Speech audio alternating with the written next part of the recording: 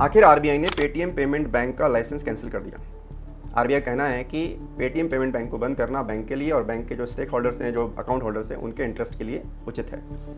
RBI के according Paytm payment की जो वर्किंग स्टाइल है उसमें कुछ वायलेशंस रूल्स एंड रेगुलेशंस का पाया गया, जिसमें पहला था केवाईसी नॉर्म्स को फॉलो नहीं करना।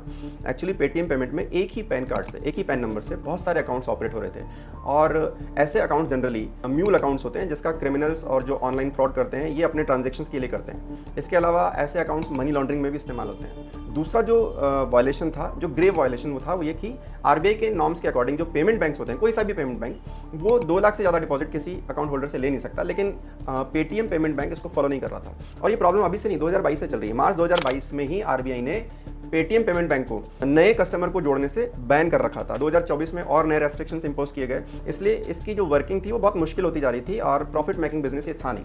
अब समझते हैं कि क्या पेटीएम पेमेंट बैंक में प्रॉब्लम थी या फिर पेमेंट बैंकिंग सिस्टम में ही प्रॉब्लम है। एक्चुअली आरबीआई ने कुछ फाइनेंशियल इंक्लूजन के तहत स्मॉल फाइनेंस सर्विसेज और पेमेंट बैंक शुरू किए थे। शुरू में 11 लाइसेंसेस डिस्ट्रीब्यूट किए गए थे। उसमें सन फार्मा, टेक महिंद्रा, चोलामंडलम ने तो लाइसेंस लिए, लेकिन जब इसकी गाइडलाइंस को पढ़ा तो ये प्रॉफिट मेकिंग बिजनेस उनको नहीं लगा और उन्होंने स्टार्ट ही नहीं किया। शुरुआत में सरेंडर कर दिया। आदित्य बिरला ग्रुप ने कुछ समय चला करके फिर सरेंडर कर दिया। तो आखिर इसमें कमी क्या है? इसके कुछ ऐसे रेस्ट्रिक्शंस हैं, जैसे डिपॉजिशन लिमिट 2 लाख से ज़्यादा आप ले नहीं सकते, जबकि जो यूनिवर्सल बैंक है, बैंक ऑफ बड़ौदा, एसबीआई, इनमें ऐसी कोई लिमिट नहीं है।